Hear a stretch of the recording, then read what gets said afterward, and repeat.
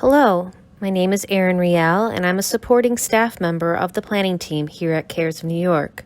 Today I will provide a brief overview of creating a renewal project in ESNAPS. This webinar was developed specifically for CoC membership, board members, and community stakeholders.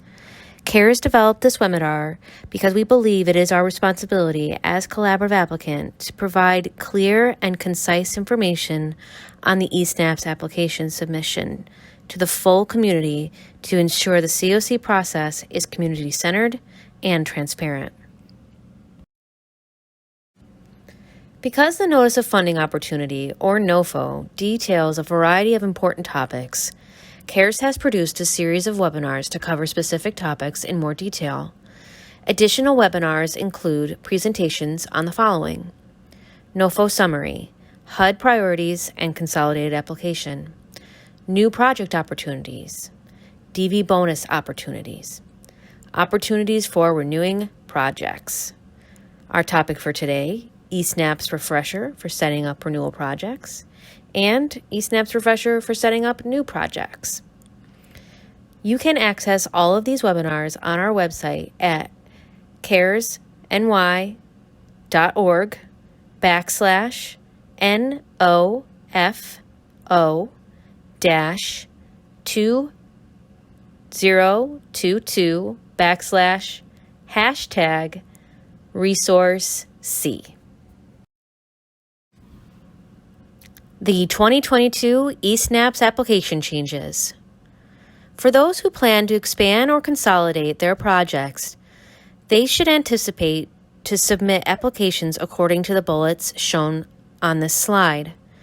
Expansion projects will only submit a standalone renewal application and a standalone new application.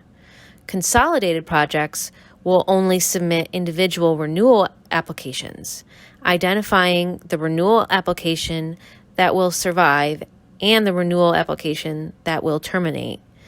Up to 10 grants may be included in a consolidation.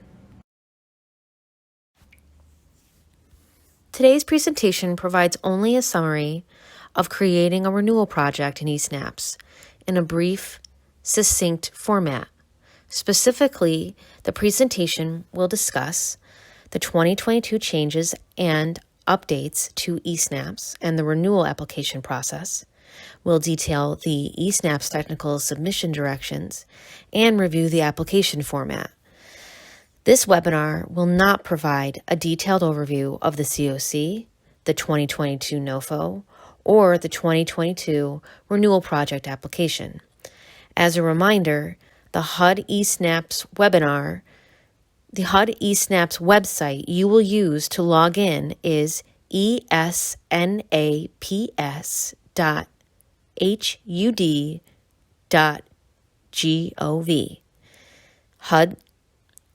CARES has provided a direct link to this page from our website by going to the CARES Planning NOFO page under HUD Resources. 2022 application deadlines. For renewal projects, please refer to the below dates for submission deadlines. Friday, August 19th, all renewal applications are due in ESNAPS. Thursday, September 1st, all renewal application memos will be sent to applicants from CARES with recommended updates. Wednesday, September 7th, all final edits are due in ESNAPS. If your CoC is a Unified Funding Agent, UFA, CARES will complete all ESNAP applications on your behalf. CARES staff will reach out to you to confirm project application information prior to submission. In ESNAPS, there are 4 parts to submitting a renewal project application. First, you must update your applicant profile. Second, register for funding. Third, create the project. And fourth, complete the application and submit. Here is the first screen you will see when you go to the ESNAPS website. On the left-hand side is where you will put your username and password to log in. If you've forgotten your password, click the Forgot Your Password link below. If you keep trying a password, you'll end up getting locked out of ESNAPS. If that does happen, wait about 15 minutes and try again. Just a reminder, CARES does not retain any of the username or passwords for eSNAP users. If you do get locked out or forget your username, you can email HUD directly at esnaps@hud.gov. That's e-snaps@hud.gov with the request, and they'll be able to reset your information. Just as a reminder, eSNAPS can be painfully slow, and if you're not sure if the program is working, you should look to the top of your screen to see if the wheel is spinning. And if it's spinning, that means the program is working, but just taking a while to load. This is the first screen you'll see when you log in. You simply press Accept to advance to the next page. After choosing Applicants, you will see this page. You will need to click on the orange folder, which is circled in red. It's worth noting here, the order of items under the Workspace tab follows the logical order of the steps to complete your project application. Before you can do anything, you need to fill out the applicant profile, which is essentially giving HUD information about your agency. When you log into your applicant profile, you'll first see a section called Profile Type. Move your mouse to the left-hand side gray bar and click on Submissions. You will then click on the Complete button. After clicking that Complete button, the next page to show will be the Applicant page. Click the orange folder located under the word Open. This will return you to the applicant profile screen. Click on the Submission section to confirm that the button has changed to Edit. You'll start here because you need to first enable your profile to Edit mode, as it is currently labeled as Complete, as you can see in the image to the right. Now you're ready to update your profile. Click at the top of the gray bar to select Profile Type. After you have opened your profile, you will start at number 1 and work your way down. Numbers 2 through 4 will already have pre-populated information from the last application year.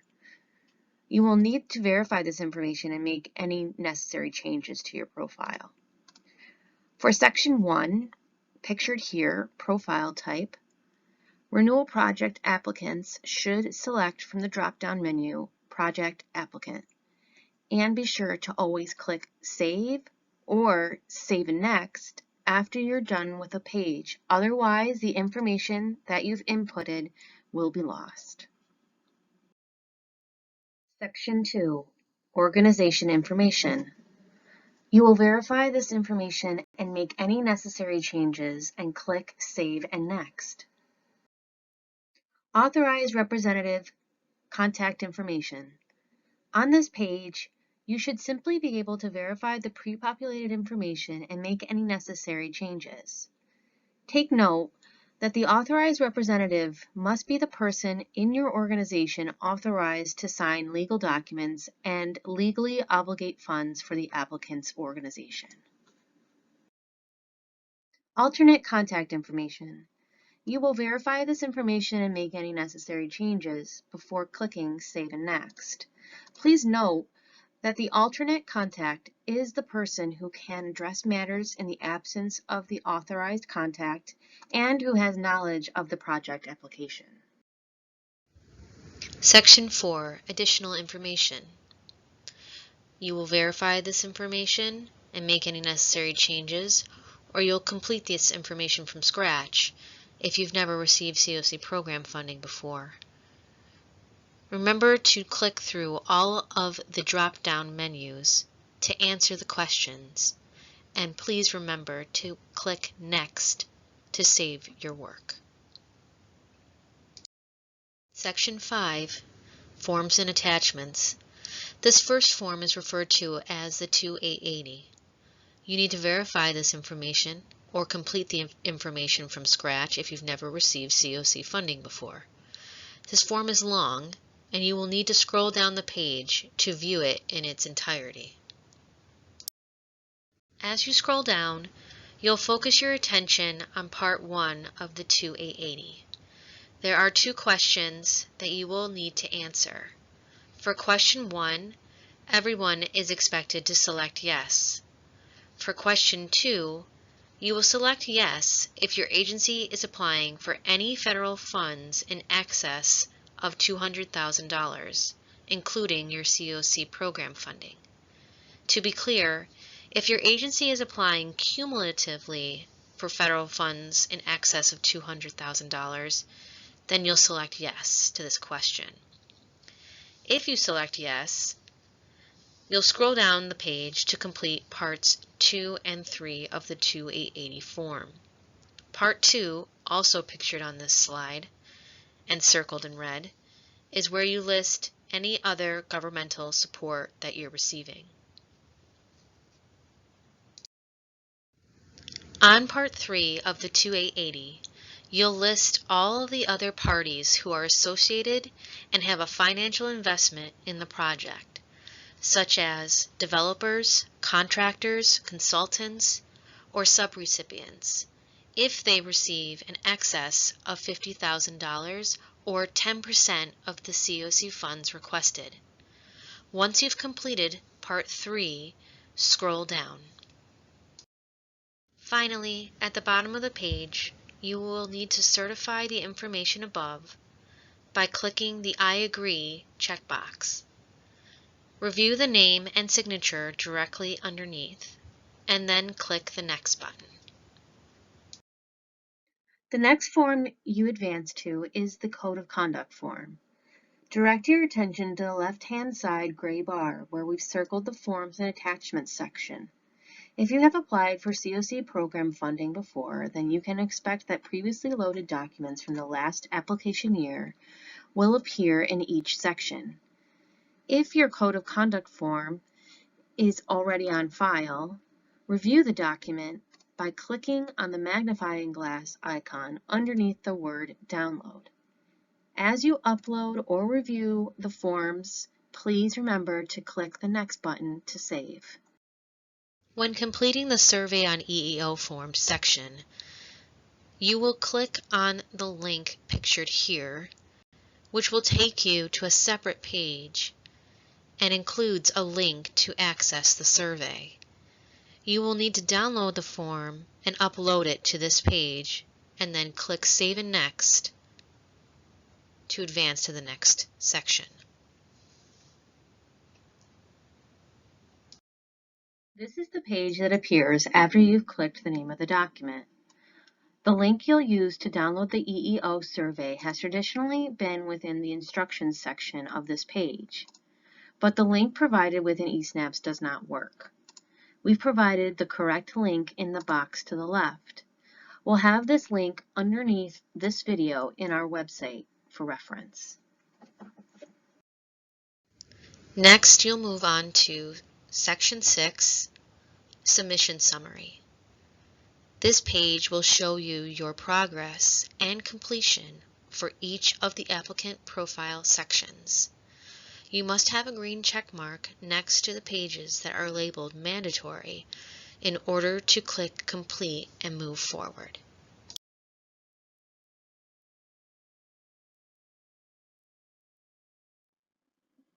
Funding Opportunity Registration. The video here exhibits the steps you'll take for this section. You will click on the Funding Opportunities section within the gray left-hand menu bar. This screen will appear showing a list of various project application types. You will choose the Renewal Project Application FY22. You'll click on the icon to the left. This will advance you to the next page. Turn your attention to the second lower box where you are asked, are you sure you wish to register your organization? You will click Yes.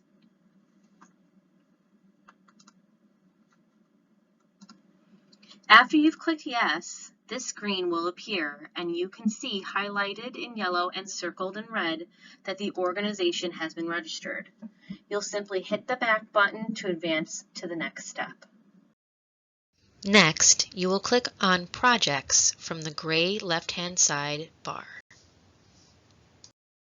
Once you have loaded the Projects page, direct your attention to the top of the page and click on the drop-down menu, circled in red, labeled Funding Opportunity Name.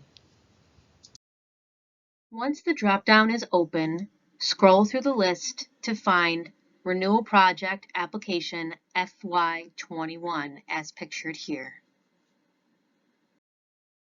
Your next step is to click on the icon in the left-hand corner of the table as pictured here. This is how you will create a new project. Here, you will name your project as it is noted on the GIW and add the year 2021 to the end of its name. This keeps it consistent and easier to find year to year. The second thing you'll do on this page is import your data from the last year's application. So you'll use the drop-down box here to find the name of your project from the last year. And this will import all of the information that you submitted the last application year into this current project application year, which will make it a lot easier to fill out. Click the Save and Back button to advance to the next screen. Your screen will appear like this after hitting the Save and Back button from the previous page. Your next step will be to select Submissions from the left-hand side gray bar. Once your submission screen has loaded, your first step is to click the Applicant Project Name drop-down menu and scroll through the list to find your newly created project name. After you choose the applicant project name from the drop-down list, click Filter. You don't have to fill out any other information before you click Filter. After hitting the Filter button, your project will appear in the table below. Because your program name will be unique, only one project should be listed here. Click the folder icon under the Actions column, as pictured in this image. This will open your new project application. As a reminder, each part of the application has 8 sections. Depending on the project type you're applying for example, permanent supported housing versus rapid rehousing, can result in different subpages throughout the application. This is the first screen you'll see when you begin the application. At first, you're only going to be able to see Part 1.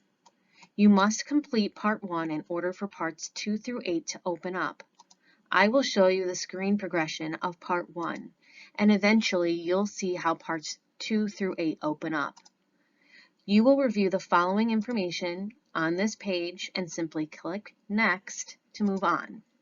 As a reminder, when working in the project application of ESNAPS, users can return to the main screen by selecting the Back to Submissions list at the bottom of the left-hand menu bar. This will return the main screen where users may access the applicant profile, funding opportunity registration, projects, and submissions. Application type. Review the following information on the screen and then click Save and Next to move forward. Make sure you have followed all the directions in red. Take note that the Federal Entity Identifier and State Application Identifier require no action and can be left blank. Legal Applicant page. This page will either autofill information for you to review, or you will need to complete these fields from scratch. Scroll down to hit the Next button to save your work. Applicant details. Again, complete these questions and hit the Next button to save and continue. Congressional districts. Here you will see 3 rows of charts. To complete questions 14 and 16A and B First, you must select your answer to the question from the first box and then click the second button from the row of gray buttons in the middle in order to move the selection into the box on the right. Scroll down the page after you have completed this action for both questions 14 and 16A and B. After you've filled out the above charts and scrolled down, questions 17 and 18 appear. Question 17 asks you to indicate the start date of your proposed project. The start date you choose must be a date in 2022. Your end date should be 1 year from your chosen start date. For example, if you choose April 1st, 2022 as your start date, end date will be May 31st, 2023. CARES recommends starting your project later in the year if possible, in the event that HUD contracts for that year are delayed. As you complete the questions on this page, remember that everyone in New York is subject to an executive order. With that in mind, click the drop-down menu for the first question and choose B as pictured here. Next, move down to question 20. Click the drop-down box to answer. Question 20 is based on your organization. Click the Save and Next to move on. On to the declaration form. You will start by selecting the I agree box, then fill in the information or review the information if it populates for you. And lastly, you'll hit the Save and Next button to move on. The next page is the 2880 form. This will mirror information from your applicant profile. You shouldn't need to fill anything out on this page. Just review the information and scroll down. As you get to the bottom of the screen, be sure to check I agree to certify the information you reviewed above. And don't forget to click Save and Next before you advance to the next page to save your work. The HUD 570 form. The fields throughout this form should pre-populate your organization's information as this is a renewal application. As you scroll down the HUD 570 form, you will first check the box that you certify the information provided is correct. You'll review the information below or complete the information in full. Lastly, you'll click the Save and Next button. Certification regarding lobbying form. You will need to click the box certifying all of the information is true and correct. Review the information in the fields below and click the Save and Next button.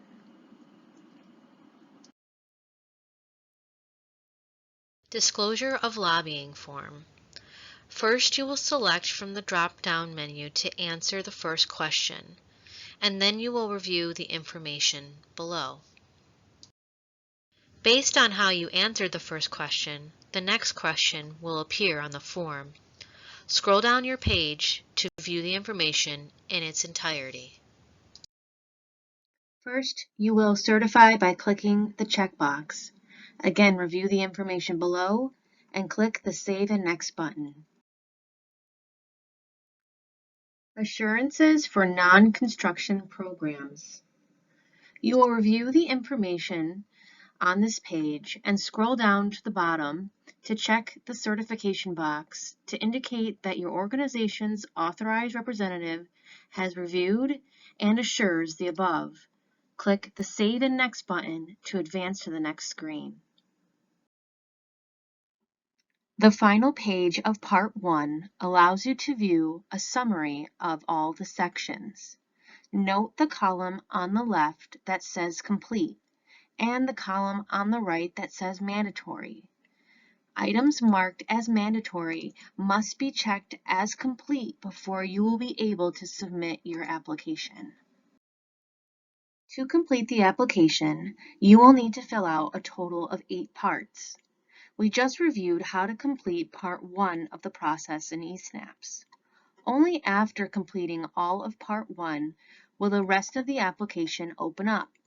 We've pictured for you here the progression of your left-hand side gray bar. The left picture shows Part 1, and the right picture shows Part 2, which will open up after you complete Part 1.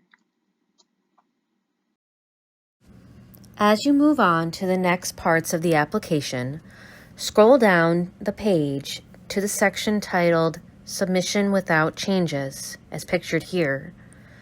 Submission without changes is offered by HUD for renewal projects because the information for projects is likely not to change from year to year, and you've also likely already imported the information from last year's application. Let's click this section to review the options. On the Submissions Without Changes screen, you can either opt in or out of submitting with changes or submitting without changes. Even if you choose to submit without changes, there will still be a couple of sections that you need to make updates to as required by HUD. If you opt to submit with changes, you will make that selection within question 2 by clicking the drop-down menu and selecting Make Changes. Then under question 3, you will select the sections that you want to open up in order to make changes. If you don't select the sections you wish to edit from within this screen, you won't be able to edit the content in those sections because the information will be grayed out. Please note that once you click to open a section, you are not able to go back to this screen and unclick that. If, for instance, you accidentally click a section for editing and you realize you didn't need to make edits, simply leave a note in the text box below. Additionally, for the section that you open for editing, HUD would like you to list the section in the text box and describe what changes were made. For example, if you were making edits to section 4A, Services, let's say you wanted to add new services that your project is providing clients, you would reference that in the text box below as, quote, 4A Services dash project is providing new services to clients. This information was detailed in this section, end quote. This way, HUD knows which edits are being made to which sections and can more efficiently review your project, which leads to projects going under contract quicker.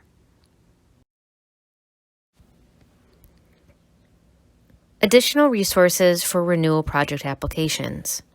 The remaining parts of the application will require you to respond to questions about your organization, provide details about your project, including relevant data and performance measures, and ask you to provide narrative information that directly responds to the 2022 Notice of Funding Opportunity. For these sections, CARES strongly recommends that you utilize the Renewal Project Application Detailed Instructions to review what specific information should be included in each question and section for the remainder of the application. If you need more technical assistance completing your application through eSNAPS, check out the HUD Navigational Guide for renewal projects. You can find this information online at the links provided on the screen.